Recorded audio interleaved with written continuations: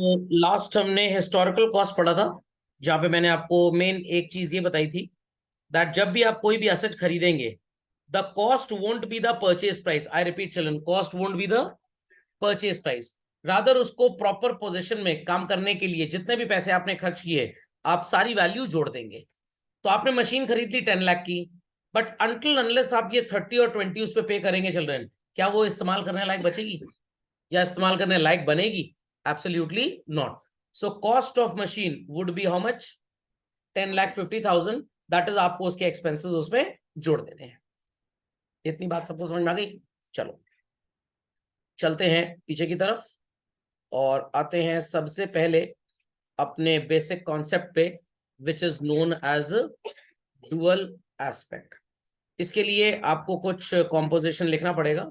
I want everybody to open their copies children.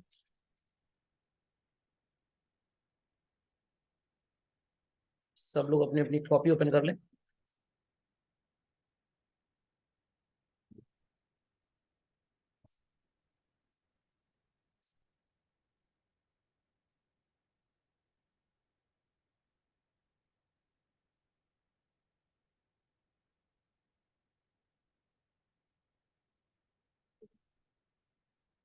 Two columns prepare कर लीजिए।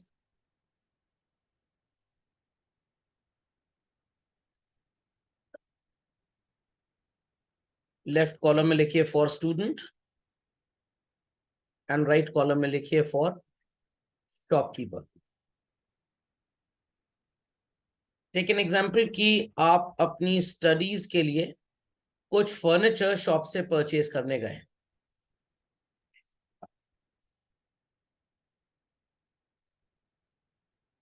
सो जो shopkeeper होगा डेफिनेटली वो फर्नीचर को गुड्स बोलेगा। Is that understood well? तो इफ आई से कि स्टूडेंट ने फर्नीचर खरीदा और शॉपकीपर ने उसको फर्नीचर बेचा, अंडरस्टूड दिस? तो स्टूडेंट को फर्नीचर से बेनिफिट मिला या उसे सैक्रिफाइस हुआ? बेनिफिट मिला, वेरी गुड। और बदले में उसने कैश दे दिया तो उसे सैक्रिफाइस हो गया। Is it correct? Similarly shopkeeper के ऊपर क्या कॉन्सेप्ट है? फर्नीचर वो बेच रहा है तो उसे फर्नीचर का क्या होगा? सैक्रिफाइस होगा एंड कैश का बेनिफिट। और मैंने डे वन आपको बताया था अकाउंटेंसी में डेबिट और क्रेडिट का जो डेरिवेशन हुआ है वो कैसे हुआ है। सो बेनिफिट को आप क्या बोलते हैं अकाउंटेंसी में? Debit basically. और सैक्रिफाइस के लिए आप क्या यूज करते हैं? Credit. So moral of the story is this, each and every debit has equal and corresponding credit. ये तो मैं अकाउंटिंग लैंग्वेज बोल रहा हूं। मैं अगर सिंपल भाषा में बात करूं, your benefits and sacrifices on any activity will always be same. वो एक कहावत सुनी होगी, कुछ पाने के लिए कुछ खोना पड़ता है। बट बच्चे कहते हैं सर आपकी क्लास में ज्ञान पाने के लिए बहुत कुछ खोना पड़ता है। फेसबुक खोना पड़ेगा, व्हाट्सएप खोना पड़ेगा, चैट जीपीटी खोना पड़ेगा, सिर्फ हमारी आत्मा साथ में होगी सर, बाकी सब कुछ हमको खोना पड़ेगा। तो लाइक वी से कुछ पाने के लिए कुछ खोना पड़ता है। सो हेयर द पाना is called as debit and खोना इज कॉल्ड एज क्रेडिट। तो स्टूडेंट ने फर्नीचर लिया और बदले में कैश दिया, तो बेसिकली फर्नीचर से उसको बेनिफिट मिलेगा और कैश जा रहा है तो क्या हो गया? Sacrifice. Is that understood well? So children this is addressed as what is titled as dual aspect concept. तो डुअल एस्पेक्ट का मतलब हम कोई भी एक्टिविटी बिजनेस में जब करते हैं, it has two aspects. I repeat children, it has two aspects. और वो दो एस्पेक्ट्स कौन से होते हैं? एक जो आपको बेनिफिट देगा और दूसरा जिससे आपको क्या होगा? Sacrifice. So one is called as the benefit aspect and other is called as the sacrifice aspect. कोई भी बिजनेस एक्टिविटी ऐसी हो ही नहीं सकती जहां पे सिंगल एस्पेक्ट हो। Always children, I repeat always, एक डेबिट और एक क्रेडिट का होना मैंडेटरी है। बात समझ में आई? यस और नो? पक्का? चलिए अपडेट दिस क्विकली। अगर मैं आपसे बोलूं कि भाई आप एक स्टूडेंट हैं और आप स्कूल जाते हैं, तो भाई ऑब्वियस सी बात है, क्या स्कूल आपको फ्री में पढ़ाता है? Absolutely not. So please put another example for school and for student. तो आप स्कूल जाके जब पढ़ाई करेंगे तो ultimately school would be giving you certain educational services, yes और नो, और बदले में आप स्कूल को क्या देंगे? कैश। Very good. और इन एजुकेशनल सर्विसेज को स्कूल जब आपको देगा तो ऑब्वियस सी बात है they will get from you what? Cash. तो अगर मैं पूछूं कि स्टूडेंट को बेनिफिट किस चीज का होता है, what would be the answer? Educational service. और स्कूल को किस चीज का बेनिफिट होता है भाई? कैश का। Very good. एंड स्टूडेंट को सैक्रिफाइस किस चीज का होगा? कैश का। और स्कूल को किस चीज का सैक्रिफाइस होगा? The services that they happen to render you. इतनी बात समझ में आ गई बच्चों? इतनी बात समझ में आ गई? अब आप यहाँ पे बेनिफिट के लिए कौन सा टर्म यूज करेंगे अकाउंटेंसी का? TR। और सैक्रिफाइस के लिए क्या यूज करेंगे children? CR। So again children, हमने इस एक्टिविटी में भी देखा we had both debit as well as credit. ऐसा हो ही नहीं सकता कि बेनिफिट हो बट सैक्रिफाइस ना हो। Understood everybody? चलिए कंटिन्यू करते हैं एक एक्टिविटी और। इन दोनों एक्टिविटीज में, दोनों एग्जांपल्स में आपने एक चीज एक्सपीरियंस की होगी दैट हमारा ये जो ट्रांजैक्शन हो रहा है children, it is a cash transaction. I repeat, it's a cash transaction. अब हम एक एग्जांपल लेके चलते हैं वेयर ट्रांजैक्शन कैश में नहीं होगा, ट्रांजैक्शन किस में होगा? क्रेडिट में होगा। तो let's take up this activity. The transaction, he is on the left column acting as a seller and right column में acting as a buyer। मान लीजिए कि आपकी शॉप है और आप किसी को गुड्स बेच रहे हैं। सेलर का नाम मिस्टर एक्स रख लेते हैं और बायर का नाम मिस्टर वाई। इतना लिख दिया सबने? कॉमन सेंस यूज करना है आपको। सेलर ने बच्चों गुड्स बेचे हैं तो उसके पास से गुड्स जाएंगे, उसको सैक्रिफाइस होगा कि बेनिफिट होगा? सैक्रिफाइस, क्योंकि सामान जा रहा है। और बायर के पास ये गुड्स आएंगे तो उसे क्या होगा? बेनिफिट। तो अगर मैं बायर की साइड बेनिफिट लिखूं और सेलर की साइड सैक्रिफाइस लिखूं, will I be wrong in this context? No. अब प्लीज ये मत सोचिएगा बी से बायर है तो बायर में बेनिफिट लिख दिया और एस से सेलर है तो ऐसे सैक्रिफाइस, ऐसा कुछ भी नहीं है। तो सेलर के पास से गुड्स जा रहे हैं उसके लिए क्या है? ये सैक्रिफाइस। और बायर के पास आ रहे हैं तो उसके लिए क्या है? बेनिफिट। Excellent answer. बेनिफिट को आप अकाउंटेंसी में कैसे लिखते हो बच्चों? TR। और सैक्रिफाइस को? अब आप कहेंगे सर अभी तो आप बड़ा पटर पटर बोल रहे थे, every activity has two aspect, two aspect. Here we are able to see only one, दूसरा गायब है। Here also we are able to see only one, दूसरा गायब है। दूसरा है, नहीं दूसरा है। आपको मन की आंखों से देखना है। किसकी आंखों से देखना है? मन की। सर मन हमारा दोस्त है सर, इस समय गया है जयपुर घूमने, सर कहाँ से उसको पकड़ के लाएं? अरे उसकी आंखों से देखना है ना सर, उसकी आंखें भी उसी के साथ गई हुई हैं। ध्यान से सुनिएगा। सेलर ने सामान किसे बेचा है? क्या पैसे का लेन देन हुआ है? नो, मैंने पहले ही बोल दिया था स्टार्टिंग में that it's a credit activity. और mister buyer that is Y ने किससे सामान खरीदा है? एक्स से। तो मिस्टर बायर कल को किसे पैसे देंगे? आप मेरे से क्वेश्चन पूछ रहे हैं कि मेरे को आंसर बता रहे हैं? मिस्टर बायर है Y, he will pay to whom? Mister X है seller, he will receive from whom? समझ में आ गया? मिस्टर वाई से। हाँ, बिल रिसीवेबल भी कुछ लोग बोल रहे हैं क्योंकि ज्यादा पढ़ेंगे तो बोलेंगे भी ज्यादा, इसलिए बोल रहे हैं बिकॉज उनको लग रहा है कि क्रेडिट ट्रांजैक्शन में लिखा पड़ी हो गई है। बट क्या मैंने ऐसा कोई शब्द प्रयोग किया? बिल्कुल नहीं, बिल्कुल नहीं, बिल्कुल नहीं। ये तो वही बात हो गई, पापा ने कहा आज पार्टी में चलना है, मम्मी कह रही है अच्छा खाना नहीं बनेगा। पापा ने कहा पार्टी में चलना है, ये नहीं बोला खाना मिलेगा कि नहीं मिलेगा, खाना बनना है घर में। तो अभी मैंने क्या यहाँ पे बोला कि कोई क्रेडिट एक्टिविटी हुई है? अरे मैंने बोला आपको कोई क्रेडिट एक्टिविटी हुई है? हाँ मैंने ये बोला क्रेडिट एक्टिविटी हुई है। क्या मैंने ये बोला कि कोई रिटर्न में बाइंग सेलिंग के बाद हिसाब किताब हुआ है? Not at all. तो इसलिए bill receivable, bills payable involve नहीं होगा। इतना कॉपी कर लीजिए फटाक से, देन आई प्रोसीड फॉर। चलिए, तो क्रेडिट ट्रांजैक्शन है, मिस्टर एक्स ने गुड्स किसको बेचे हैं? वाई को। और ये पैसे किससे वसूलेगा कल को? वाई से वसूलेगा। और वाई ने गुड्स किससे खरीदे? और ये फ्यूचर में किसको पैसे देगा? चलिए दिमाग की बत्ती जलाइए मेंटोस खाए बगैर। आज सेलर कौन है? इसने गुड्स किसको बेचे? क्या बेचा इसने? इसे गुड्स का क्या हुआ? सैक्रिफाइस को आप अकाउंटेंसी में कैसे लिखते हो? CR। Any doubts? Many doubts on this? इतनी बात सबको समझ में आ गई?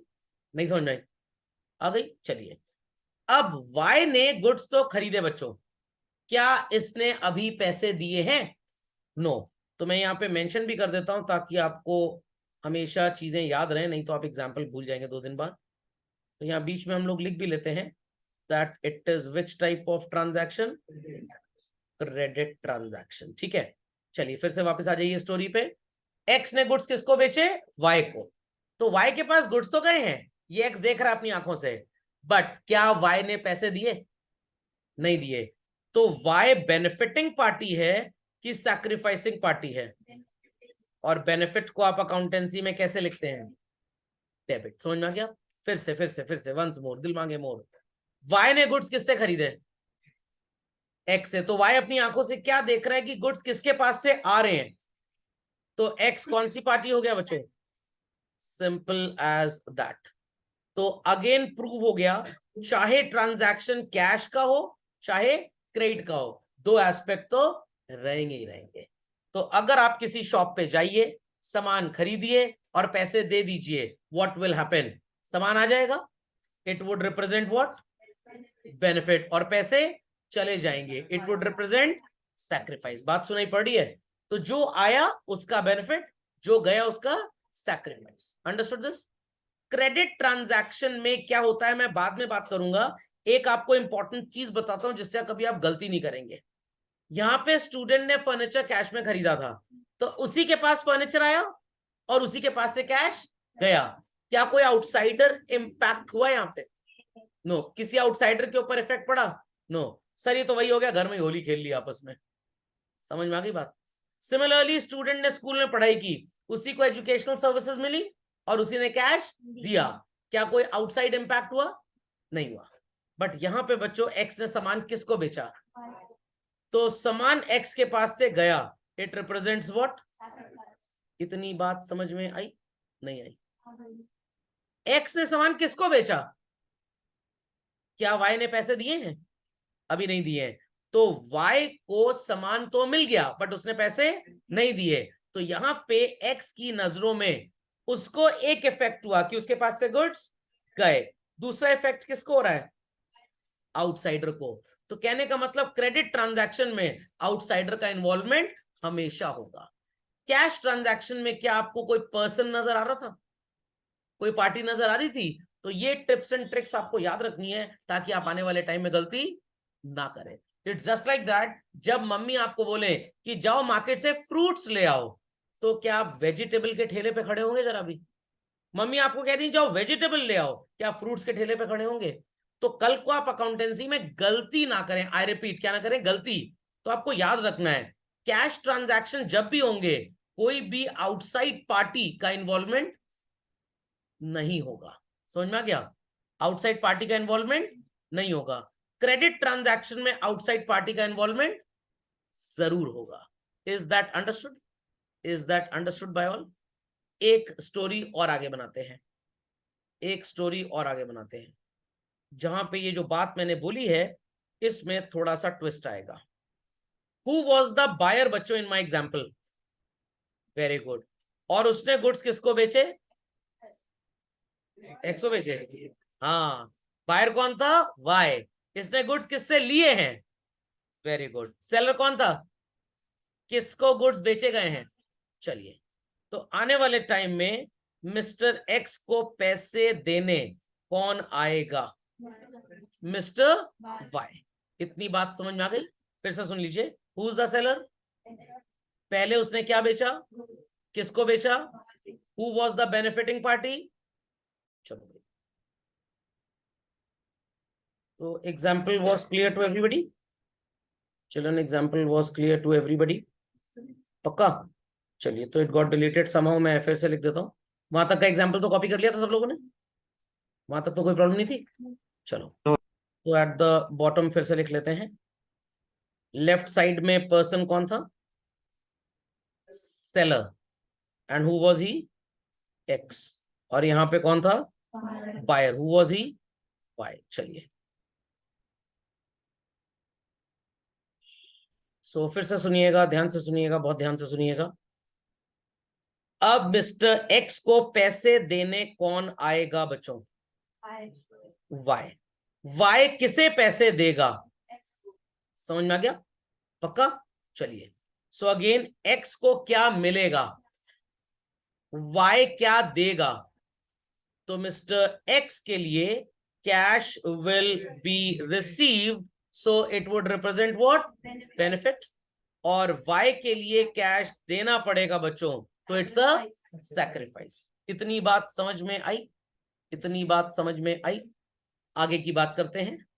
मिस्टर एक्स को पैसे किसने दिए, तो Y is which type of party, sacrificing party. फिर से सुनिए, फिर से सुनिए। वाई ने पैसे किसको दिए, एक्स को पैसे मिले, तो he is the benefiting party. अब बच्चों इस ट्रांजैक्शन में कैश का लेन देन हो रहा है, यस और नो, हो रहा है। और अभी थोड़ी देर पहले मैं आपको क्या बोल रहा था कि जब कैश ट्रांजैक्शन होगा तो दोनों इफेक्ट हमारे ऊपर होंगे, आउटसाइडर्स के ऊपर नहीं होंगे। क्रेडिट ट्रांजैक्शन जब होगा तो आउटसाइडर इन्वॉल्व होगा, मैंने यही बोला था ना। इस बात को एक बार लिख भी देते हैं।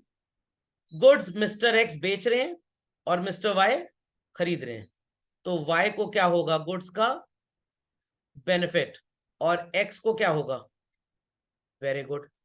एक्स की नजरों में मिस्टर वाई को गुड्स मिल रहे हैं और वाई की नजरों में मिस्टर एक्स उसे गुड्स दे रहे हैं, तो यहां पे वाई कौन सी पार्टी हो गई, बेनिफिट, और एक्स कौन सी पार्टी हो गई, सैक्रिफाइस।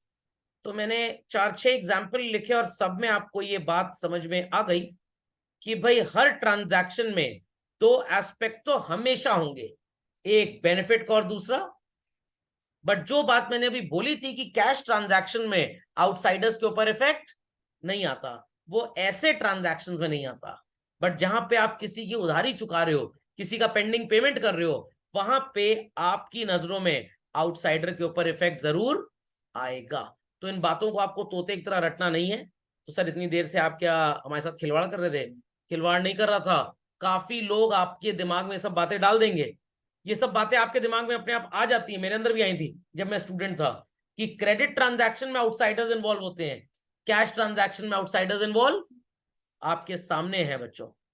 एक्स के ट्रांजैक्शन में वाई इन्वॉल्व हुआ कि नहीं, वाई के ट्रांजैक्शन में एक्स इन्वॉल्व हुआ कि नहीं, ऐसा कुछ नहीं होता।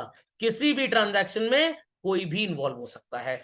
ये कोई टेकन फॉर ग्रांटेड नहीं है कि अगर आप कैश ट्रांजैक्शन कर रहे हैं तो आउटसाइडर्स का इन्वॉल्वमेंट नहीं होगा, ऐसा कुछ नहीं होता है। Any transaction can have any type of involvement of any type of party. समझ में आई बात कि नहीं। हाँ ये बात जरूर है, क्रेडिट ट्रांजैक्शन में कैश शब्द कभी लिखा पढ़ी में नहीं आएगा, और कैश ट्रांजैक्शन में कैश शब्द हमेशा लिखा पढ़ी में आएगा ही आएगा। समझ में आया। नाश्ते में कोई दाल चावल खाता है क्या, नो। और ब्रेकफास्ट डिनर में कोई ब्रेड सैंडविच खाता है क्या, सर हिंदुस्तानी आदमी तो ऐसा हरकतें कर सकता है, बट वैसे ये एथिकल कोड ऑफ कंडक्ट नहीं है। वही चीज यहाँ पे भी है। तो ट्रांजैक्शन में जरूरी किस चीज का आना है, डेबिट और क्रेडिट, बेनिफिट और सैक्रिफाइस। पार्टीज कौन सी होंगी कौन सी नहीं होंगी, ट्रांजैक्शन टू ट्रांजैक्शन वेरी करेगा, इसका कोई कांस्टेंट स्पेसिफिकेशन नहीं होगा। तो फिर से बता दीजिए मेरे को, मैं भी लिख देता हूं झटपट। कैश का बेनिफिट हो रहा है, व्हाट टू राइट,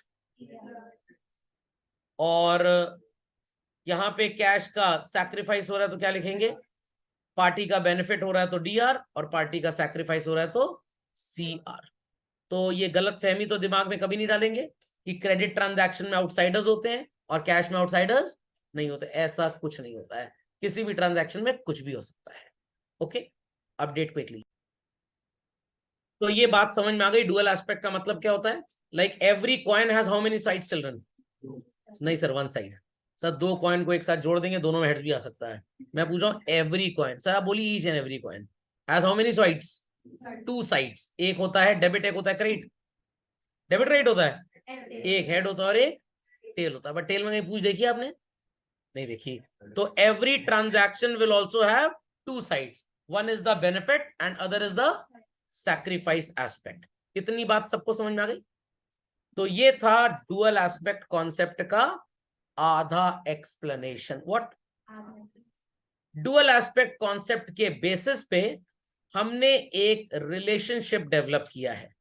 सो आप अपनी कॉपी में लिखिए, relationship based on dual aspect concept. I repeat, relationship based on dual aspect concept.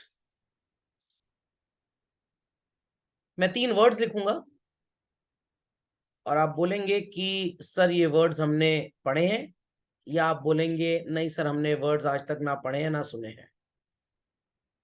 चलिए, the words are on the right side. Assets, have people heard them? Capital और liability, सुना है ना? हिंदी में असेट्स को बोलते हैं जायदाद। कैपिटल ओनर जब कुछ कंट्रीब्यूट करता है बिजनेस में तो उसके लिए यूज किया जाता है, और जो आपके बिजनेस की जिम्मेदारियां होती हैं they are called as what? Liabilities. Before I start with this, मैं आपको एक धमाकेदार चीज आज बताना चाहूंगा। लोग सुनना चाहते हैं धमाकेदार चीज? चलिए भाई, आप सबने इंग्लिश वोवल्स पढ़े होंगे, 5 होते हैं ना? ये पता है किसने दुनिया में इन्वेंट किया था उसको? आपके सामने ना चीज है, आप मजाक समझ रहे हैं? क्या क्या थे इंग्लिश वोवल्स? हाँ, दूसरा क्या था? आई था? ई था ना? तीसरा क्या था? चौथा क्या था? पांचवा क्या था?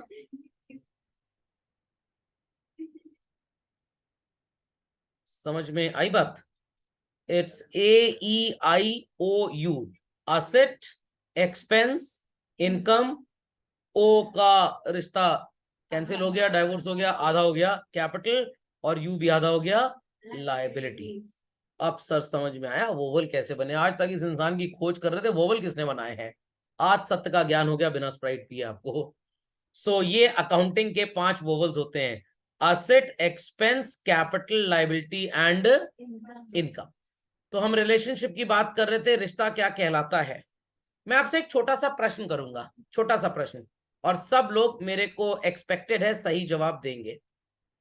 अगर मैं आपसे पूछूं कि भाई आपके घर में रेफ्रिजरेटर है कि नहीं, what will be your answer?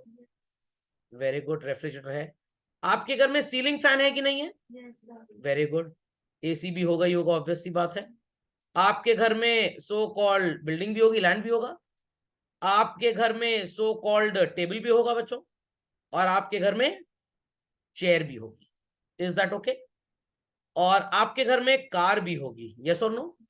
और आपकी मम्मी के पास ढेर सारा गोल्ड भी होगा, इस पे कोई हामी नहीं भरेगा। अब ये सारी चीजें अगर आपके घर में हैं बच्चों, तो इन सब को हम आपकी फैमिली की एसेट्स बोल सकते हैं, यस और absolutely no, they are the assets, correct? और एक अब मैं आपको सीक्रेट बताता हूं जो आपको नहीं पता अपने घर के बारे में, आज पता लगेगा। ये जो कार है ये ईएमआई पे खरीदी गई है, किस पे? और जो चेयर है ये भी ईएमआई पे खरीदी गई है। तो आप लोगों को इसके पैसे अभी किसी को देने हैं, तो it is what children? Very good. और सर ये बाकी चीजें मुर्गी के अंडे से आई हैं? अरे नहीं भाई, ये बाकी चीजें मम्मी की जब शादी हुई थी तब दहेज में आई थी। और मम्मी क्या इसको पड़ोस की आंटी को दे आई? नो, मम्मी ने सारी चीजें कहाँ रखी हैं? अपने घर में रखी हैं। तो ये सब कंट्रीब्यूशन किसका था बच्चों? ये सब कंट्रीब्यूशन किसका था? ये सब कंट्रीब्यूशन मम्मी का था। तो all those things which are contributed by the owner in his business, owner को किस नाम से रिप्रेजेंट करते हैं? Refrigerator, AC, fan, land and building, table, chair, car, gold, ये सारी चीजें घर की ओनरशिप में है, घर को बिलोंग करती हैं, फैमिली मेंबर्स को बिलोंग करती हैं, दे आर द बट इसमें से दो चीजें ऐसी हैं जो लोन पे ली गई हैं, ईएमआई पे ली गई हैं, और आपकी जिम्मेदारी है किसी को पैसा देने की। तो car is an asset, definitely true, but जिससे कार खरीदी है, आई रिपीट चिल्ड्रन, जिससे कार खरीदी है वो इंसान कौन होगा आपकी फैमिली के लिए? Liability. Chair is definitely an asset, but जिससे खरीदी है चेयर वो कौन होगा? कितना समझ में आ गया? तो क्या इन तीन के अलावा कोई चौथी चीज इन आइटम्स के ऊपर एग्जिस्ट कर सकती है बच्चों? नो। तो जो भी चीजें आपके बिजनेस में हैं बच्चों, they are known as what? Belongings, assets. या तो पापा ने अपने पास से कंट्रीब्यूट की या किसी आउटसाइडर से ले ली। Can there be any other person? I repeat, can there be any other person? Absolutely not. तो इसी बेसिस पे हमने बनाया एक रिलेशनशिप विच सेज व्हाट?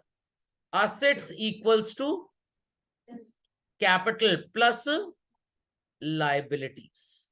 कहने का मतलब बिजनेस में जितनी भी आपकी बिलोंगिंग होगी, either you have contributed them or you have taken from somebody, और बाद में आप उसका पैसा दे देंगे। क्या इसके अलावा और कोई कंट्रीब्यूटर हो सकता है आपके बिजनेस में? बिल्कुल भी नहीं। एक छोटा सा एग्जांपल ले रहा हूं। रेफ्रिजरेटर आपने खरीदा, आपने कार ली, आपने चेयर ली, आपने फैन खरीदा, आपने एसी खरीदा, आपने गोल्ड खरीदा, आपने लैंड एंड बिल्डिंग लिया। इट्स 1 2 3 4 5 6 7, 1 2 3 4 5 6 7 8। क्या बच गया? टेबल। समझ में आ गया? अगर मैं बोलूं इन सारी चीजों की जो वर्थ है, that is so called ₹20 lakh. तो आपके बिजनेस में कितने रुपए की असेट्स हैं आपके पास? 20 लाख। कौन सी दो चीजें हमने ईएमआई पे खरीदी थी? चेयर और कार। मान लीजिए चेयर खरीदी थी मिस्टर सीएच से और कार खरीदी थी मिस्टर सीआर से। चेयर थी 1 लाख की और कार थी 6 लाख की। तो what is the total amount of liabilities? 7 lakh. और बाकी 13 लाख रुपीस का कंट्रीब्यूशन आपने अपने बिजनेस में खुद किया था। तो 20 लाख की चीजें जो आपके बिजनेस में है, 13 लाख का कंट्रीब्यूशन आपने किया, और आउटसाइडर्स का कंट्रीब्यूशन कितना है? 7 लाख का। तो ये रिलेशनशिप एक स्पेशल नेम से रिप्रेजेंट किया जाता है children, that is titled as accounting equation. अब बच्चे बोलते हैं सर ये तो बड़ा आसान था, कुछ बहुत बड़ी भयंकर चीज थी नहीं, तो इस पे आप इतना एम्फेसाइज क्यों कर रहे हैं? आज से पहले क्या कोई भी बच्चा क्लास में ऐसा है जिसने अकाउंटेंसी पढ़ी है? कभी नहीं पढ़ी थी आपने। तो आपने मैथ्स जरूर पढ़ी थी। तो ये स्पेसिफिकली एक ऐसा कॉन्सेप्ट है स्टूडेंट की लाइफ में जो मैथमेटिक्स को कोरिलेट करता है अकाउंटेंसी से। I repeat children, mathematics gets correlated with accountancy. तो आपको मैथ्स आती है, आप उसको अकाउंट्स में कैसे कन्वर्ट करोगे, उसके लिए आपको क्या पढ़ना पड़ेगा? Accounting equation. जैसे फिजिक्स जब आपने पढ़ी तो टीचर ने क्या बोला, फिजिक्स पढ़ने के लिए मैथ जरूरी है कि हिस्ट्री जरूरी है? तो अगर कुछ बच्चों की मैथ कमजोर है और टीचर को लगता है कि फिजिक्स में सारी चीजें आएंगी, तो टीचर पहले 1-2 लेक्चर क्या करेगा? जो इंपॉर्टेंट मैथ्स के टॉपिक्स हैं वो पढ़ाए जाएंगे ताकि फिजिक्स में प्रॉब्लम ना आए। तो ये होती है अकाउंटिंग इक्वेशन, वेयर स्टूडेंट के ऊपर टेस्टिंग कुछ ऐसी है। असेट्स अगर आपको बता दी जाए और लाइबिलिटीज आपको बता दी जाए, won't you be able to find this? अगर असेट और कैपिटल बता दूं तो लाइबिलिटी आ जाएगा, और कैपिटल लाइबिलिटी बता दे तो असेट भी आ जाएगा। तीन में से कोई भी दो चीज लीनियर इक्वेशन में पता होगी तो तीसरी आप निकाल लेंगे। समझ में आ गया? तो मैंने दोनों बातें बता दी, होता क्या है अकाउंटिंग इक्वेशन, और स्टूडेंट के लिए इसकी जरूरत क्या है। आई रिपीट चिल्ड्रन, स्टूडेंट के लिए इसकी जरूरत क्या है। मान लीजिए कि आपको लग रहा है कि पंडितई में बहुत प्रॉफिट है, बढ़िया शादी कराओ और सुंदरकांड कराओ, रुद्राभिषेक कराओ, बच्चा पैदा हो उसके फंक्शन हो, फिर मरे तब भी फंक्शन हो, तो पंडित जी का काम कभी रिसेशन में नहीं जाएगा। और आपने कहा सर हमको भी पंडित बनना है, और सर हमको चारों धर्म का पंडित बनना है, प्रीस्ट भी बनना है, ज्ञानी जी भी बनना है गुरुद्वारे में, और मंदिर में जो पंडित होते हैं वही बनना है, और जो वो होते हैं क्या कहते हैं मौलवी जी, वो भी बनना है। तो भाई मौलवी बनने के लिए कौन सी भाषा आनी चाहिए? उर्दू आनी चाहिए, अरेबिक आनी चाहिए। और हिंदू धर्म में पंडित बनने के लिए संस्कृत आनी चाहिए, ज्ञानी जी बनने के लिए गुरुमुखी आनी चाहिए, और क्रिश्चियनिटी प्रीस्ट बनना है, फादर बनना है आपको, तो क्या भाषा आनी चाहिए? इंग्लिश थोड़ी प्रॉपर या ज्यूइश थोड़ी प्रॉपर आनी चाहिए। सोचिए कितना रेवेन्यू होगा। आपके घर में पंडित जी आते हैं, साल भर में 2-2.5 लाख कमाएंगे। आप 4 धर्म के पंडित है, 10 लाख तो ऐसे ही हो गया आपका। बट अगर आपको लैंग्वेज नहीं आती होगी, क्या आप संस्कृत में मंत्र बोल पाएंगे? तो क्या आप इस्लाम में आयतें बोल पाएंगे? बिल्कुल नहीं। वही चीज यहाँ पे भी है। तो अगर अकाउंटेंसी सीखनी है तो सबसे पहले क्या सीखना पड़ेगा? Accounting equation. तो अकाउंटिंग इक्वेशन एक कोरिलेशन है, where we correlate what with what, assets with capital and liabilities. तो कैपिटल वो जो ओनर ने कंट्रीब्यूट किया, लायबिलिटी वो जो आउटसाइडर्स ने कंट्रीब्यूट किया, और एसेट्स जो टोटल हमारे पास है। Ready everybody? चलिए फर्दर लिखना स्टार्ट करिए बच्चों। स्टार्ट पुटिंग में, और फर्दर ये रिश्ता क्या कहलाता है कुछ लिख रहा हूं। Whatsoever a business owns equals to whatsoever a business owes. These are the बच्चों belongings. This is called as owner's contribution, and liability is called as, let me change the line. Liability is called as बच्चों what? Outsiders contribution. सुनाई पड़ी बात? तो जो owner ने contribute किया represented as capital, और जो आउटसाइडर्स ने कंट्रीब्यूट किया बच्चों, that is represented as what? That is represented as what children? हाँ, तो आउटसाइडर्स कंट्रीब्यूशन को आप बोलते हैं क्या, ये भी तो बताएंगे मेरे को। Liability, very good.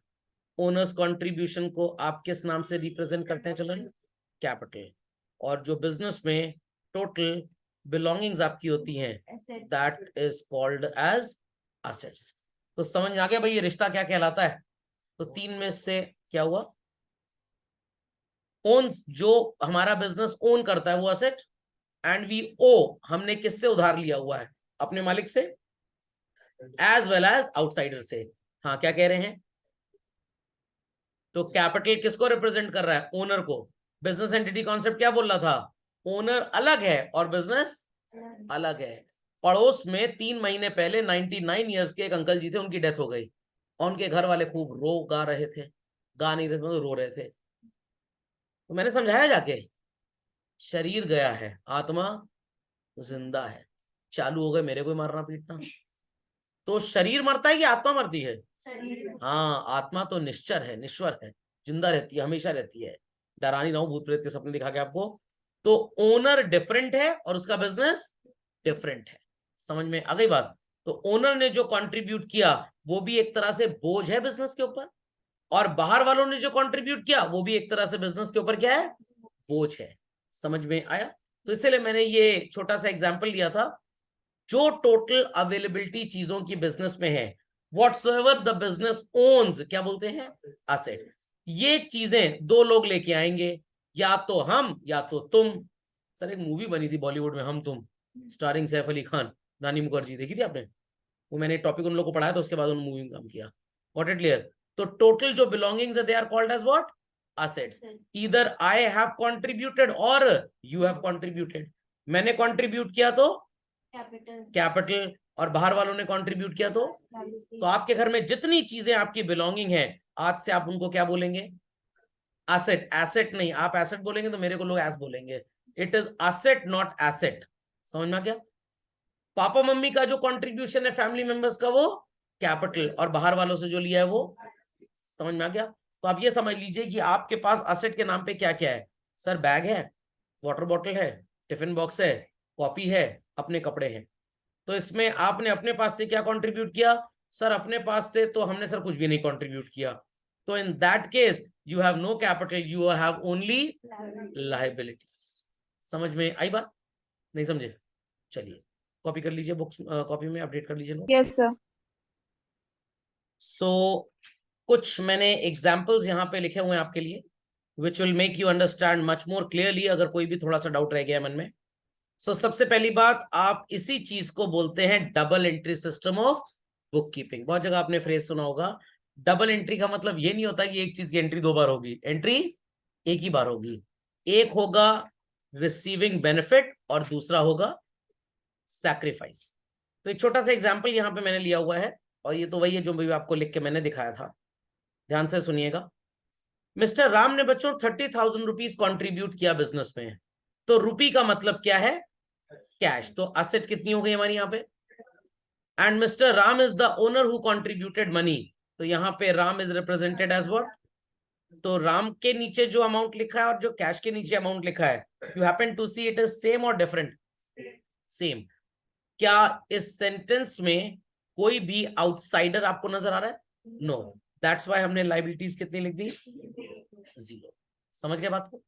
Next example, business ने लोन लिया 20,000 का।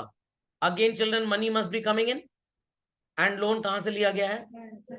बजाज फाइनेंस। और बिजनेस किसका है? मिस्टर राम। तो Bajaj finance is the outsider और ओनर?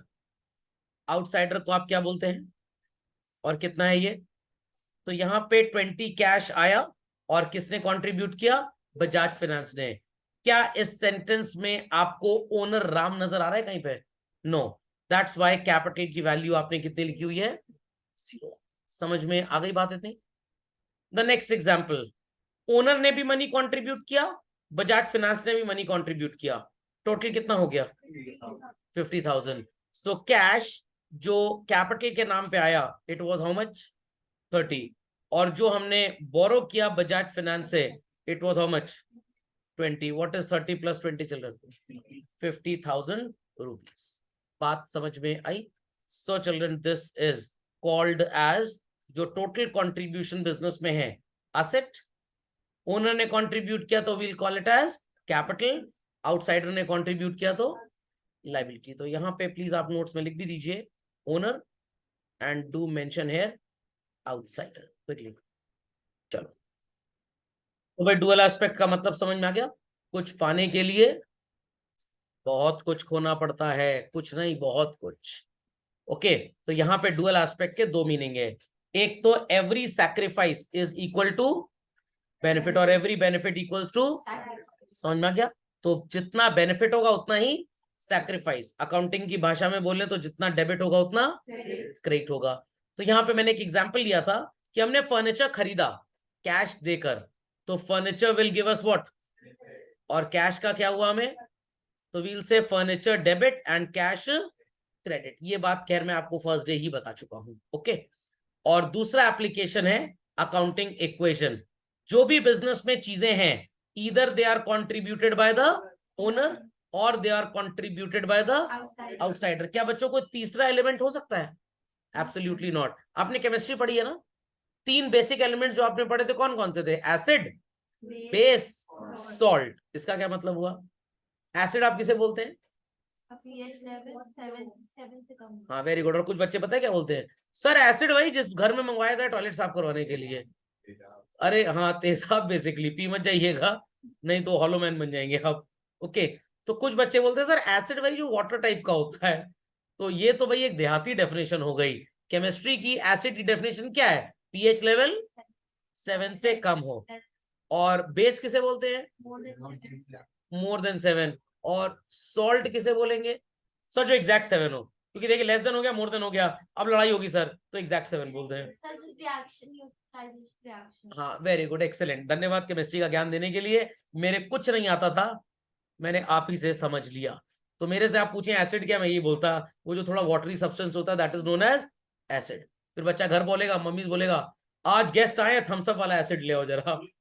तो पीएच लेवल के बेसिस पे चीजों को आप क्लासिफाई करते हैं। What it clear? और उसके बाद फिर चलता जाता है आगे का खेल। तो वही चीज यहाँ पे भी है। 3 एलिमेंट है बिलोंगिंग बिजनेस की, या तो ओनर कंट्रीब्यूट करेगा या तो आउटसाइडर। क्या कोई चौथा तीसरा एलिमेंट हो सकता है? नहीं हो सकता। और जब भी आप बिजनेस में बिलोंगिंग की बात करेंगे, left hand side will always and always be equivalent to what children? Right hand side. या तो ओनर लेके आएगा या तो कोई आउटसाइड। समझ में आया कि नहीं? तो जैसे ही एलएचएस पे इफेक्ट आएगा, आरएचएस पे इफेक्ट आना ही आना है। जैसे ही आरएचएस पे इफेक्ट आया, एलएचएस पे इफेक्ट आएगा ही आएगा। बात समझ गए? चलिए, अगला है रेवेन्यू रिकग्निशन। अगेन इसके लिए मैं कुछ स्टोरी लिखने वाला हूं and I want everybody to write this story. Story आपसे काफी मतलब रखती है, सो कॉपी में हेडिंग लिखिए, रेवेन्यू रिकग्निशन भी बोलते हैं, रियलाइजेशन भी बोलते हैं, एक ही बात है। सो बच्चों, अगर मैं बात करूं कि आपने 10th क्लास किस सेशन में पढ़ा, तो आपका आंसर होगा sir beginning 1 April 2022 ending 31 March 2023, correct. But आपका रिजल्ट क्लास 10th का बच्चों कब आएगा? समवेयर अराउंड मई 2023। ये वाली जो डेट है ये किस सेशन में फॉल करेगी बच्चों? 1 अप्रैल 23 से लेकर 31 मार्च 24 तक, यस और no? So this is called as previous year and this is called as current year. अगर आपसे आपकी अगली जनरेशन पूछे कि बताइए 10th क्लास आपने कब पढ़ा था, आप जवाब में 22-23 देंगे या 23-24 देंगे, क्योंकि पढ़ाई इसी सेशन में हुई है, चाहे रिजल्ट इसमें आया। समझ में आ गया? तो आप किस ईयर के पास आउट माने जाएंगे? 23 बैच और 24 बैच। बट रिजल्ट कब आया? 24। बात समझ में आई? एक और इसका जोवियल कॉन्सेप्ट लेते हैं, देखने में बड़ा अच्छा लगेगा आपको। मान लीजिए कि आपके घर में एक शादी का इनविटेशन आया और शादी है 1 मई 2023 को, बट जो वरमाला का कार्यक्रम हुआ और जो अग्निकुंड के अगल बगल 6-7 चक्कर लगाए गए मेरी गो राउंड, ये हुआ 1:45 AM 2/5/2023 को। समझ में आ गया? बट पार्टी आपने एंजॉय की, शादी की, फ्री का खाना खाया टिल 9 PM। अब अगर अगले साल इस कपल को अपनी मैरिज एनिवर्सरी सेलिब्रेट करनी है, what would be the date children? 1 में जो शादी के कार्ड पे छपी थी, या 2 में जिस दिन इनके मंत्र वगैरह पढ़े गए? चलिए, कुछ को कंफ्यूजन है, फिर से स्टार्ट करते हैं, एक बच्चा पैदा हुआ 1 में 2023 को एट 11 PM। दूसरा पैदा हुआ सो कॉल्ड एट 2 AM। बड़े भैया कौन होंगे? ये बड़े भैया होगा, ये सुनो, और ये छोटे भैया। बट फर्क तो सिर्फ 3 घंटे का है, बगल बगल रूम में दोनों पैदा हुए, फर्क तो 3 घंटे का है, बट स्टिल टाइम के हिसाब से 11 बजे तो 1 मई चल रहा है, बट रात में 2 बजे डेट कौन सी हो जाएगी इंग्लिश कैलेंडर के हिसाब से? 2 तारीख ना। तो हिंदू माइथोलॉजी के हिसाब से नया दिन कब स्टार्ट होता है? जब सनराइज हो, जब सनराइज हो। बट ब्रिटिश माइथोलॉजी के हिसाब से 12 बजे के बाद, जब उनकी भूत प्रेत चुड़ैलें घूमने लग जाएं, तो नया दिन स्टार्ट हो जाता है। तो डेट ऑफ बर्थ में तो ये चलेगा। तो ये बच्चा जो 11 बजे पैदा हुआ, ये अपना बर्थडे अगले साल कब सेलिब्रेट करेगा? 1 मई को। और ये 2 बजे वाला कब सेलिब्रेट करेगा? समझ में आ गया? तो शादी का कार्ड आपके घर में आया जिसमें लिखा था कि शादी 1 तारीख को होनी है। आप गए, लिफाफा दिए, नाचे गाए, खाना ना खाए, और 11:30 बजे तक वापस घर लौट आए, सवेरे स्कूल जाना था। बट रात को पंडित जी ने जो मंत्रणा की है, जो मंत्र मारे हैं, वो होते होते 1:30-2 बज गया। तो इनकी शादी की एक्टिविटी कंप्लीट हुई 2 तारीख को, बट कार्ड पे डेट क्या छपी थी?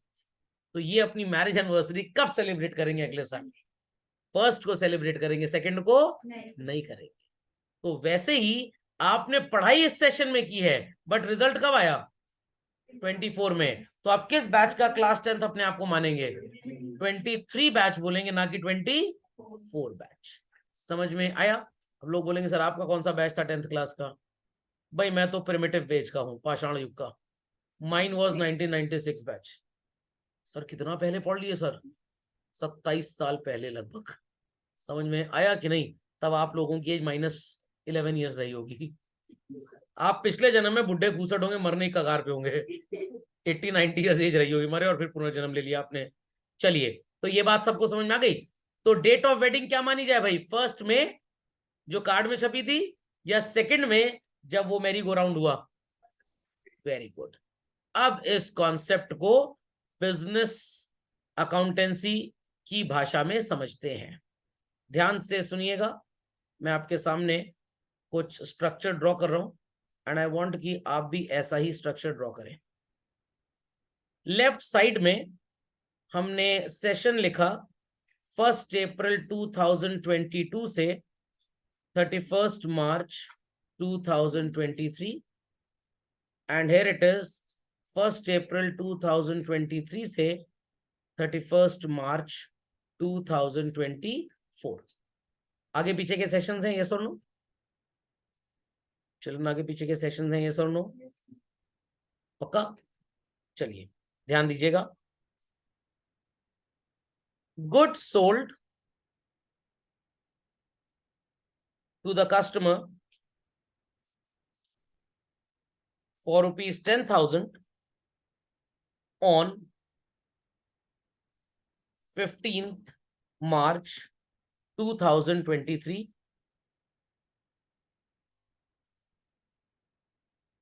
Cash received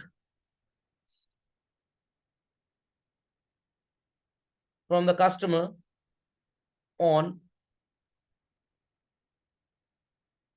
15th April 2023.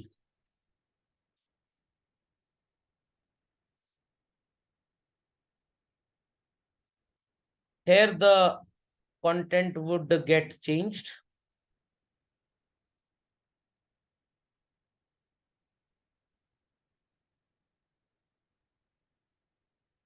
चलिए, सो लेफ्ट साइड वाले एग्जाम्पल में पहले गुड्स बिके हैं, बाद में पैसा आया, और राइट साइड वाले एग्जाम्पल में चिल्ड्रन पहले पैसे आए हैं और बाद में गुड्स बिके हैं। यही हो रहा है, यही हो रहा है। हैंड इन हैंड लोग मेरे को बताएंगे 15 मार्च 2023 किस सेशन में आएगा बच्चों? लेफ्ट वाले में कि राइट वाले में? आंसर ये लेफ्ट वाले में आएगा, करेक्ट। और 15 अप्रैल किस में आएगा बच्चों? चलिए इतना काम करिए, फिर मैं आगे क्वेश्चन पूछता हूं। मैं इस पे एक बार प्रकाश और डाल देता हूं। हमने कस्टमर को गुड्स बेचे 15 मार्च 2023 को, जो इस सेशन में आएगी डेट, और फिर पैसे हमको मिले 15 अप्रैल 2023 को, जो डेट कहां आएगी? इस सेशन में। यहां पे कैश मिल गया 15 मार्च को, जो डेट आएगी लेफ्ट सेशन में, और गुड्स बेचे 15 अप्रैल को, जो डेट कहां पे आएगी? राइट सेशन में। इतना समझ में आ गया? अब आपसे मैं क्वेश्चन पूछ रहा हूं, और क्वेश्चन जो है वो कॉमन है दोनों कॉलम्स के लिए। The first question, what is the date of sale? Date of sale क्या है बच्चों? लेफ्ट वाले कॉलम में डेट ऑफ सेल आप क्या बताना चाहेंगे? इट इज 15 मार्च 23। और राइट साइड वाले कॉलम में क्या बताएंगे आप? 15 अप्रैल 2023। सबको ये क्वेश्चन क्लियर हो गया? अगले क्वेश्चन का आप गलत जवाब देंगे, और मैं चाहता हूं कि आप गलत जवाब दें। व्हाट इज द डेट, पहला क्वेश्चन सब लोग लिख भी लें कॉपी में, on which profit is earned? What is the date on which profit is earned? अब लोग कहेंगे सर इसमें कौन सी बड़ी चीज है? बड़ी चीज नहीं है, बहुत बड़ी चीज है। किस दिन हमने प्रॉफिट कमाया? 15 मार्च या 15 अप्रैल? 15 मार्च या 15 अप्रैल? कुछ बच्चे कहेंगे कि सर लेफ्ट वाले कॉलम में हमने इस दिन प्रॉफिट कमाया। क्योंकि कैश इस दिन आया है। यही बात बोलेंगे कुछ बच्चे। कुछ बच्चे बोलेंगे सर 15 मार्च को प्रॉफिट कमाया। चलिए आपकी बात मान लेते हैं, दोनों सही हैं। कुछ बच्चे बोलेंगे सर राइट साइड में हमने प्रॉफिट कमाया 15 मार्च को, और कुछ बच्चे बोलेंगे हमने प्रॉफिट कब कमाया 15 अप्रैल को। सब बच्चों के आंसर सही है। तो जो बच्चे ये सोच रहे हैं कि प्रॉफिट 15 मार्च को कमाया, उनका आंसर भी सही। जो ये सोच रहे हैं 15 अप्रैल को कमाया, उनका आंसर भी सही। जो ये सोच रहे हैं कि प्रॉफिट 15 अप्रैल को कमाया, सॉरी 15 मार्च को, उनका आंसर भी सही। जो ये सोच रहे हैं 15 अप्रैल को प्रॉफिट कमाया, उनका आंसर भी सही। सर प्लीज बेवकूफ मत बनाइए, सबका कैसा ही हो सकता है, कुछ तो गलत होंगे। ये आंसर सही आपके हिसाब से है। As per revenue realisation concept, बहुत इंपॉर्टेंट है जानना, बहुत इंपॉर्टेंट। प्रॉफिट उस दिन अज्यूम करते हैं कि हमने कमाया जिस दिन गुड्स की ओनरशिप ट्रांसफर हुई। आई रिपीट चिल्ड्रन, गुड्स की ओनरशिप ट्रांसफर हुई। ऐसे तो आप कुछ भी बोल लीजिए, कोई फर्क नहीं पड़ेगा, बट प्रॉफिट की डेट वो होती है जो डेट ऑफ सेल होती है, इररिस्पेक्टिव चाहे पैसा मिला हो चाहे ना मिला हो। तो प्रॉफिट डिटरमिन करने के लिए, प्रॉफिट रिकॉर्ड करने के लिए, प्रॉफिट की लिखा पढ़ी करने के लिए कैश के आने जाने से दूर दूर तक कोई मतलब नहीं है। समझ में आया कि नहीं? समझ में आया कि नहीं? जैसे कुछ लोग छोटे पैदा हुए बच्चे को देखते हैं तो सिर पे ऐसे नोट गोल गोल घुमाते हैं, क्या नाम, इसकी नजर उतार रहे हैं। मम्मी ने बोला अपनी आंखें बंद कर लो, नजर अपने आप उतर जाएगी। नोट घुमा के किसी की नजर नहीं उतरती। समझ में आई बात? तो date of sale children is the date on which profit is earned. Cash चाहे पहले मिले चाहे बाद में मिले, इससे कोई लेना देना नहीं है। तो अगर मैंने उधार में ये डिजिटाइजर आज किसी को बेचा, मेरा प्रॉफिट हो गया, चाहे पैसे आए हो चाहे नहीं आए हो। बट एक कस्टमर पैसे देके चला गया बट सामान लेके नहीं गया है, सॉरी टू से कोई प्रॉफिट नहीं हुआ। तो प्रॉफिट होने के लिए क्या होना जरूरी है? सेल। और सेल शब्द का मतलब क्या है? As per Indian acts, Indian laws children, एक बहुत पुराना कानून था इंडियन कॉन्ट्रैक्ट एक्ट, टूट के सेल ऑफ गुड्स एक्ट बना 1939 में। उसके अकॉर्डिंगली सेल तब होती है जब ओनरशिप किसी कमोडिटी की ट्रांसफर हो जाए। तो अगर आप किसी के घर में रह रहे हैं 5 महीने से, पैसे आपने दे दिए हैं बट अभी आपके नाम पे रजिस्ट्रेशन नहीं हुआ, सॉरी टू से ये सेल नहीं है। ये सिर्फ ऑक्यूपेंसी होगी बट ये सेल नहीं होगी। आपने बिल्डर को पूरे पैसे दे दिए, उसने बिल्डिंग आपके नाम पे रजिस्टर भी कर दी, बट अभी थोड़े बहुत उसमें काम होने बाकी हैं, अभी वो कंप्लीट नहीं हुई। This is children again not called as a sale, not called as sale. This is not called as a sale. क्यों? क्योंकि अभी बिल्डिंग आप यूज कर ही नहीं सकते, तो आपके नाम पे वो भी ट्रांसफर ही नहीं हो सकती है। Understood this? तो प्रॉफिट किस दिन कमाएंगे?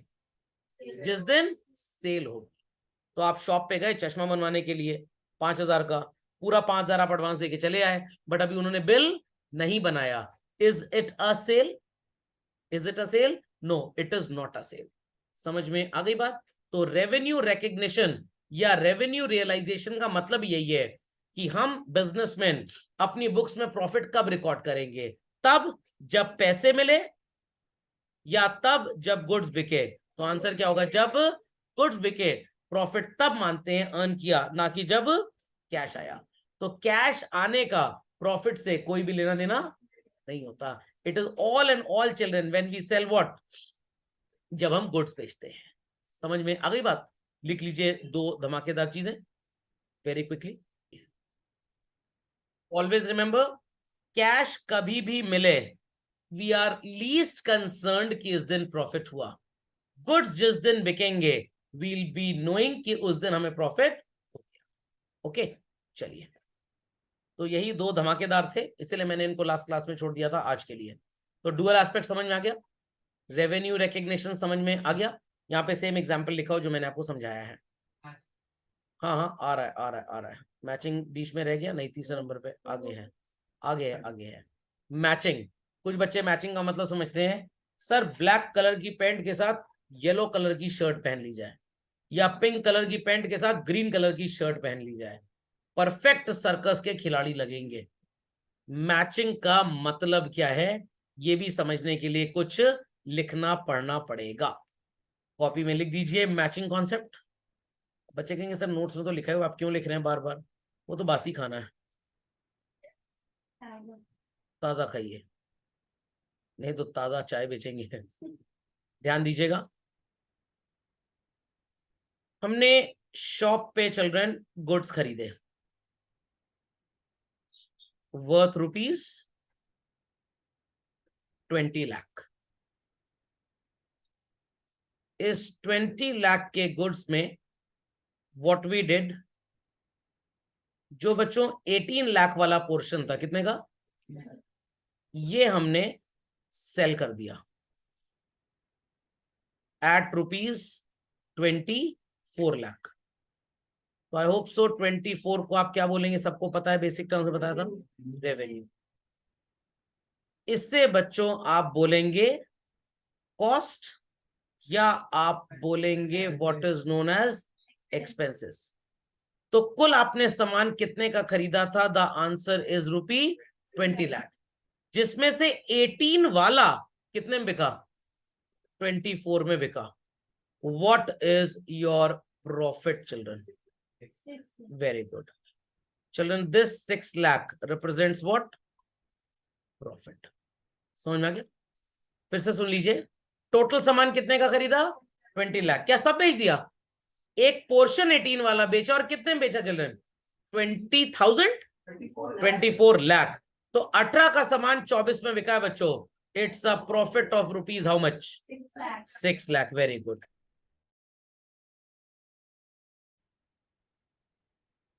सो 20 में से 18 वाला सामान 24 में बिक गया, कितने का नहीं बिका बच्चों, 2 लाख।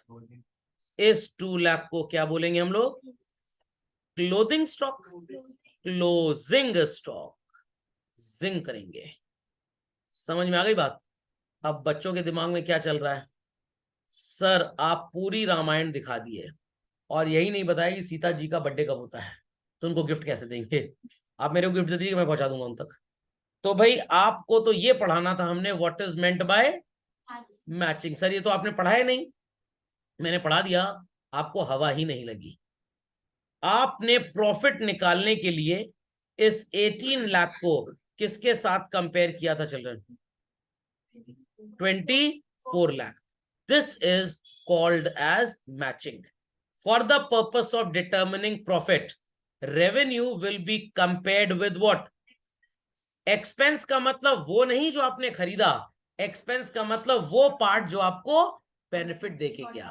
डेफिनेशन क्या थी, शॉर्ट टेम्पर्ड, शॉर्ट टर्म का बेनिफिट जिससे मिलता है खर्चा, वो होता है। तो अगर आपने घर में एक लैंडलाइन टेलीफोन इंस्ट्रूमेंट खरीद लिया 2,000 रुपए का, ये तो 5 साल चलेगा, this is not expense. But हर महीने जो आप टेलीकॉम कंपनी को किराया दे रहे हैं, दैट इज योर एक्सपेंस। समझ में आ गया? तो मैचिंग का मतलब revenue to be matched with what children, expense, for the determination of profit. समझ में आई बात? तो मैचिंग एक कॉन्सेप्ट ना होता तो बच्चे पता है क्या करते, 24 लाख का सामान बिका है, 20 लाख में खरीदा था, प्रॉफिट इज 4 लाख। बट ये चीज आपने क्लास 5 में मैथ्स में पढ़ी है, एक शॉपकीपर 2 दर्जन अंडे खरीदता है, कितने, और वो 6 पीस बेचता है, 6 पीस, 24 में से 6 पीस बिक गया, तो प्रॉफिट आप 6 पीस का निकालेंगे या पूरे 24 पीस का? तो 6 पीस की सेल वैल्यू को 6 पीस की कॉस्ट से कंपेयर करेंगे। तो जो 5th क्लास में अर्थमेटिक में क्वेश्चन करते थे, वो ऐसा ही होता था। Understood everybody? ये पहला एप्लीकेशन था, the first example. Going down to the second example children.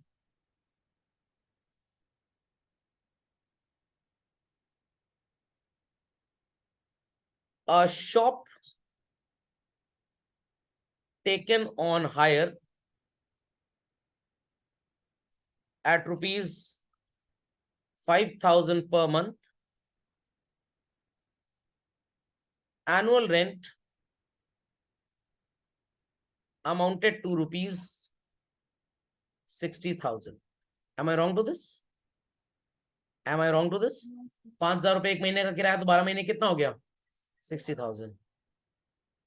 Paid rupee 75,000 to the landlord. Determine the amount of expense. बहुत सिंपल है। आपने देखा कि भाई एनुअल रेंट कितना है बच्चों, 60, बट हमने शॉपकीपर को तो नहीं, लैंडलॉर्ड को कितने पैसे दे दिए? क्या लैंडलॉर्ड कहेगा दुकान रात में भी खोल लो? नो, एक साल का तो 60 है ना, बट हमने कितना पे किया है? कितना ज्यादा दे दिया? Very good. सो चिल्ड्रन, ये जो एक्सपेंस की डेफिनेशन होगी, दिस वुड बी 60। क्यों सर ऐसा है? एक्सपेंस की डेफिनेशन क्या पड़ी थी? Cost of short term benefit. तो भाई बेनिफिट तो आपको 5,000 रुपए के हिसाब से ही मिलेगा ना। क्या वो बेनिफिट आपको ज्यादा मिल जाएगा? बिल्कुल भी नहीं मिलेगा। तो आपने पेमेंट कितना किया उससे कोई मतलब नहीं, बट एक्सपेंस कितना माना जाएगा? 60,000 रुपये का। समझ गए? तो this was the second example. Copy quick. ये एरो भी बना लीजिए जिससे आपको क्लियर रहेगा what is to be matched with. समझिए सब लोग what is matching concept?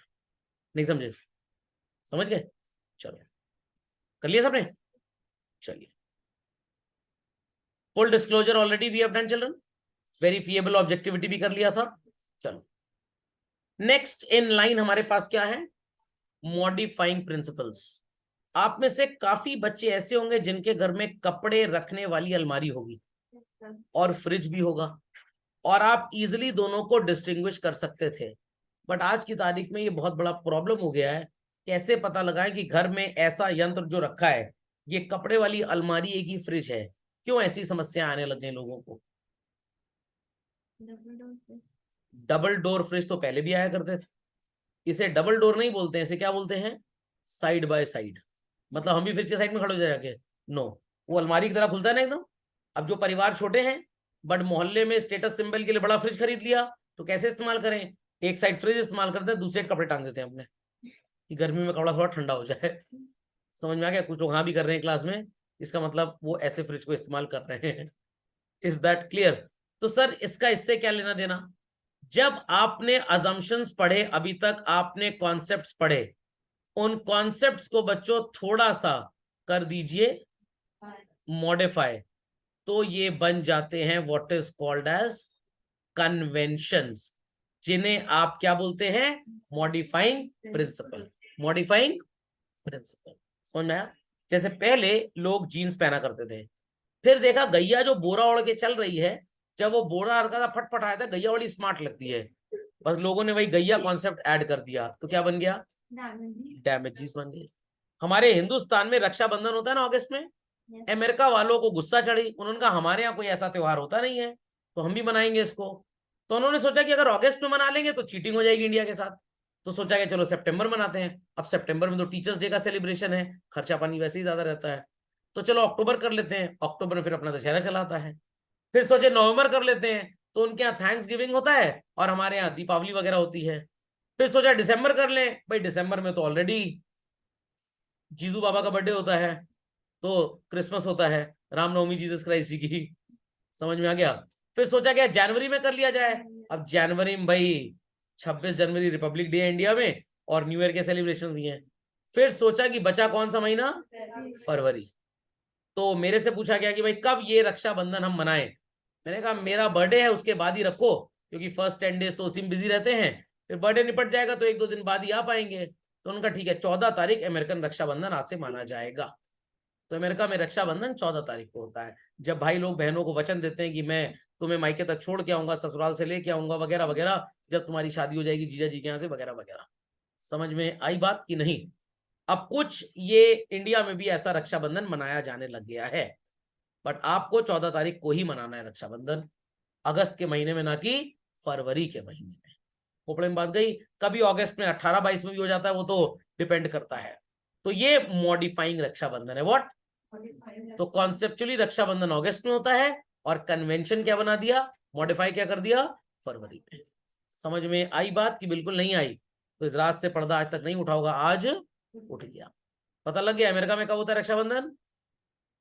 14 Feb होता है, हमारे अगस्त में होता है। तो कुछ कॉन्सेप्ट्स को हमने मॉडिफाई किया बच्चों, और इन्हें नाम दे दिया गया कन्वेंशन का। ये एकदम टाइम पास है, जैसे मूवी थिएटर में मूवी के साथ साथ पॉपकॉर्न की बाल्टी लेके बैठना और चरना, उसके बाद खाना आप उतना ही खाएंगे, कोई कमी नहीं आएगी, तो पॉपकॉर्न टाइम पास ही हुआ। तो सबसे पहला मॉडिफाइंग प्रिंसिपल क्या नजर आ रहा है? Cost benefit principal. 25 लाख रुपए आपके लग गए, बहुत भयंकर अकाउंटिंग सिस्टम आपने इंस्टॉल किया अपने बिजनेस में, और आपकी कमाई सालाना 5 लाख रुपए है, तो शायद आपसे बड़ा बेवकूफ कोई था ही नहीं। तो लोग अपने घर के बाहर सिक्योरिटी कैमरा लगवाते हैं, कोई पानी की टंकी के अंदर भी सिक्योरिटी कैमरा लगवाएगा कि देखें उसके अंदर गोल गोल कीटाणु तो नहीं है जो लाइफ बॉय के साबुन से हाथ धोने के बाद भी नजर आता रहता है। तो वहां पे कोई जरूरत कैमरे की नहीं है। तो कॉस्ट बेनिफिट प्रिंसिपल ये बोलता है कि आपका अकाउंटिंग सिस्टम ऐसा होना चाहिए जिसमें आप जो कॉस्ट लगा रहे हैं वो बेनिफिट उससे कहीं ज्यादा दे, कम ना दे। घर में ग्लास टूट गया जिसकी कीमत 5 रुपए थी, और आपने 30 रुपए की फेविक्विक और फेविकोल खरीदी उसको जोड़ने के लिए, क्या फायदा था बच्चों? बिल्कुल भी नहीं। समझ में आई बात?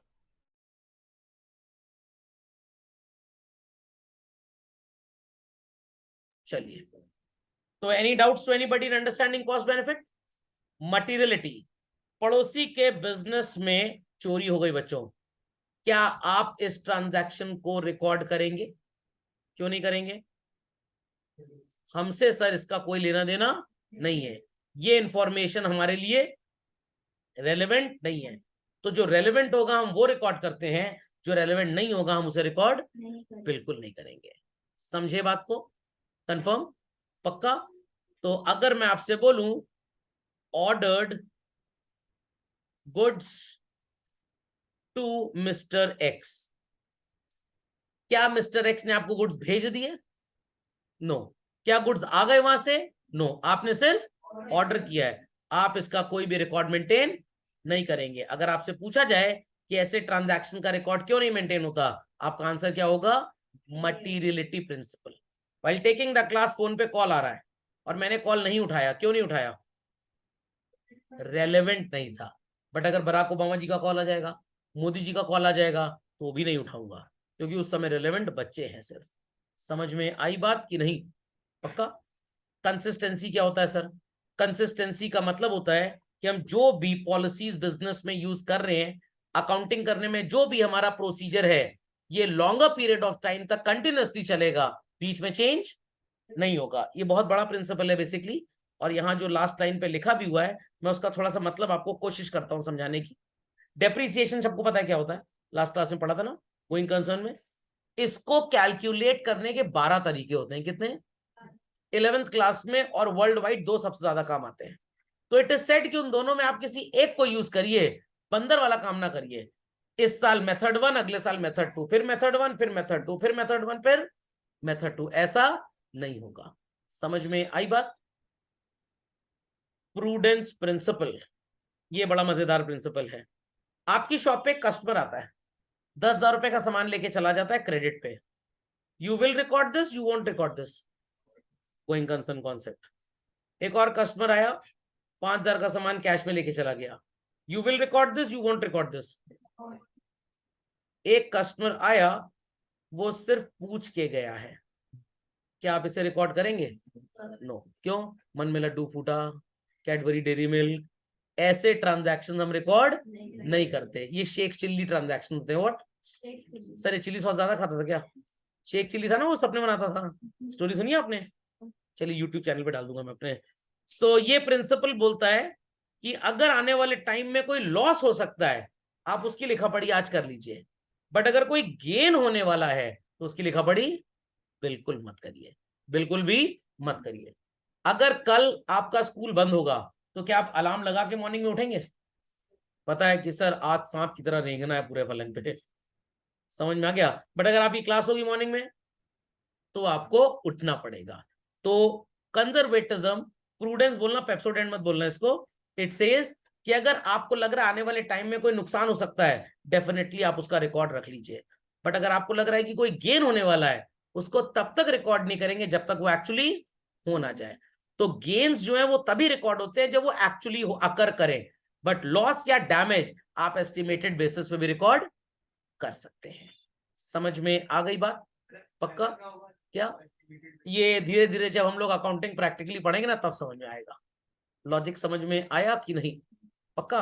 चलिए, तो इसी के साथ हमारे कॉन्सेप्ट्स एंड कन्वेंशंस होते हैं समाप्त। और अगली क्लास से हमारा प्रैक्टिकल चैप्टर अकाउंटिंग इक्वेशन हो जाएगा स्टार्ट।